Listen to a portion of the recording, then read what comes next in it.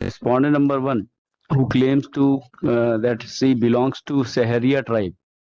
She earlier she filed an application under the provision of Madhya Pradesh समाज के कमजोर वर्गों के कृषि भूमि एक act 1976.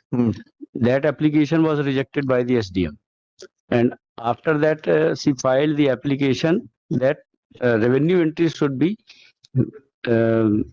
changed and corrected, because the father of the respondent number 1 belongs to Saharia tribe, and therefore land cannot be transferred to the non-tribal person. तो बेची दी है इन्होंने ये जमीन आपको? Lordship, because there was no material available on record that the petitioner belongs to, respondent number 1 belongs to Saharia tribe. Only one Saharia tribe committee has issued a certificate.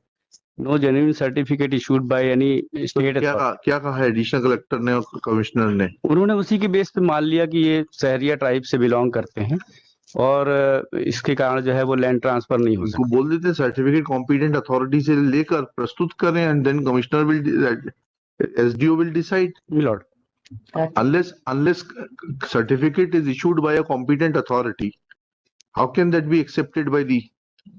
I'm the contesting part. One of the contesting part. Issue is not this, Your Lordship.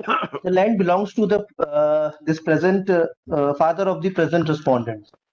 उन्होंने क्या किया, जो other respondent है, they have because they are belongs to very poor section of society, एक 10,000 रुपए लिए वो सब बात मान ली। एक सब्सटेंशिएट कर रहा हूँ कि इशू ये नहीं कि सहरिया वाला, this is secondary issue. Issue ये है जो एसडीओ के ऑर्डर में भी आया, 10,000 रुपए हमने इनसे उधार लिए other respondent. Subsequently for this कि हमारी जो प्रॉपर्टी है उसको आप गिरवी रख लेंगे। इन्होंने क्या किया, उस पर अपना खसरे में नाम एंट्री करवा लिया।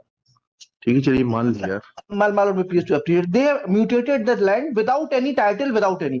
Subsequently, नाम एंटर करवाने के बाद में वो जमीन भी बेच दी। This has been come in the record because they didn't have a title, लेकिन वो बेच दी। I challenge that कि साहब जो बेचा है मेरे फादर का नाम चला रहा था, वो गलत तरीके से बेचा, इनके पास टाइटल ही नहीं है। Subsequently इन्होंने बेच के इनको बेच दी। Now the issue is कि whether इनके पास टाइटल है कि एक इशू हो गया, एक ये इशू हो गया पहली चीज टाइटल का। दूसरा एक ये इशू है कि साहब पहले तो बेच ही सकते हैं, दूसरा इशू ये है कि साहब वो ट्राइबल है इसका। तो मैं बोल रहा हूँ ट्राइबल के लिए जी सर आपको कॉम्पिटेंट अथॉरिटी से सर्टिफिकेट तो प्रोड्यूस करना पड़ेगा लेकर। मैं ये बताना चाह रहा हूँ कि दो इश्यूज हैं, एक नहीं है। ये चीज ये मतलब ठीक है, वो तो अपने मतलब की बात बताएंगे, लेकिन उन्होंने इनडायरेक्टली बता दिया कि अगर आपका जो पहला इशू है तो वो जो 1976 का एक्ट है वो आपको मुक्ति दिलाता है इस प्रकार के मनी लेंडर्स से, तो उस एक्ट में आपकी एप्लीकेशन खारिज नहीं होगी। तो इसीलिए जो है सिर्फ एक ही इशू सब्सिस्ट करता है, वो है कि whether you are a tribal और नॉट। नहीं वो उस इशू पे सर ये I am not commenting on the first issue. What I am saying is that in any case since both the issues are closely knit, you are required to bring a certificate from the competent authority to show that you are a tribal person and marginal too. अपना certificate ले आइए। नहीं vis-a-vis are they entitled to alienate? वो सारे issues decide होंगे, लेकिन पहले आप अपना लोकस तो बता दीजिए। नहीं सर, आप वो लोकस पे ही मैं बता रहा हूँ कि सर लोकस पे ही तो जो एसडीएम का ऑर्डर था। पढ़िए जी, मैं पढ़ देता हूँ सर। ये पेज नंबर 33 देखें सर। पेज नंबर 33 जी।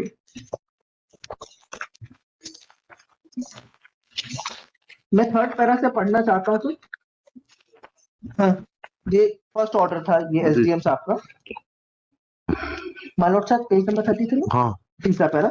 प्रश्नाधीन भूमियों के अधिकार अभिलेखों से अवलोकन से यह ज्ञात होता है कि उक्त भूमियां अधिकार अभिलेख 1973 में लगातार आवेदक के पिता पर पूरण को नाम दर्ज रही है। प्रकरण में संलग्न मृत्यु प्रमाण पत्र की छायावती के अवलोकन से स्पष्ट होता है कि पूरण की मृत्यु 1995 में हो चुकी। अधीनस्थ न्यायालय के प्रकरण क्रमांक 100 के अवलोकन से यह स्पष्ट होता है कि प्रश्नाधीन भूमियों का नामांतरण तत्कालीन नायब तहसीलदार टंपा रांची द्वारा अपने आदेश दिनांक 1986 के द्वारा भू राजस्व संहिता की 100 के तहत किया गया था। मोरूजी कृषक कृषक होने के कारण कब्जे के आधार पर कर लिया गया था। तो बाय वर्च्यू ऑफ कि सब इनका पोजेशन है, इस आधार पर उनका नामांतरण कर दिया। Didn't have a title over that property. हमारा नाम तो खसरे में पूर्व पहले से भी चला आ रहा है, बिकॉज हमने इनसे कुछ पैसे लिए थे और जमीन इनको दे दी थी, इस कारण से कब्जा इन्होंने शो कर लिया, सब्सिक्वेंटली म्यूटेशन करवा लिया, म्यूटेशन करवाने के बाद में पिटिशनर को बेच दिया। तो so far as ownership is concerned, vis-a-vis your lordship, my lord, pleased to see this belongs to the present respondent way back in 1980s. जी, फिर Issue is not only that that belongs to Sehriya Khan. Additional commissioner ने क्या कहा? Additional commissioner, because if the order is passed under the relevant provision, second appeal doesn't lie. On merit case, because second appeal 44(2) में lie नहीं होती है. On this basis, this has been rejected. पढ़ने आप. Where is the order of the addition? My lord, may please to appreciate, this is annexure P11, the operative part 67. कि प्रावधान ही नहीं है, 170 खाम है, प्रावधान नहीं है सेकंड अपील का.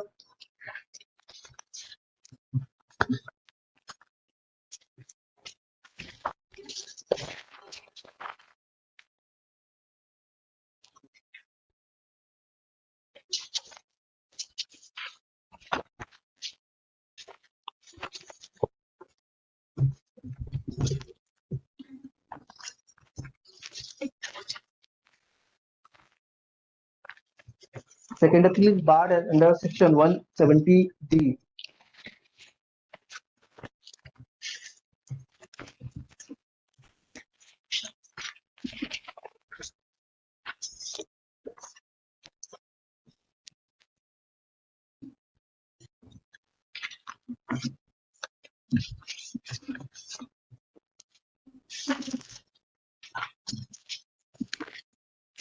आपने आलमदार मोहम्मद से खरीदी है ये जमीन? My lord, my husband has purchased. हाँ, ठीक है। Alamdar was at no point of time is the owner of that property. जी, ठीक है, I'll pass orders. My lord. One more thing, lordship, that the respondent number 1 has submitted the earlier application before the SDM. उसका कोई मतलब नहीं। My lord, may I submit, lordship? Ji, And she has come before the in second appeal, lordship.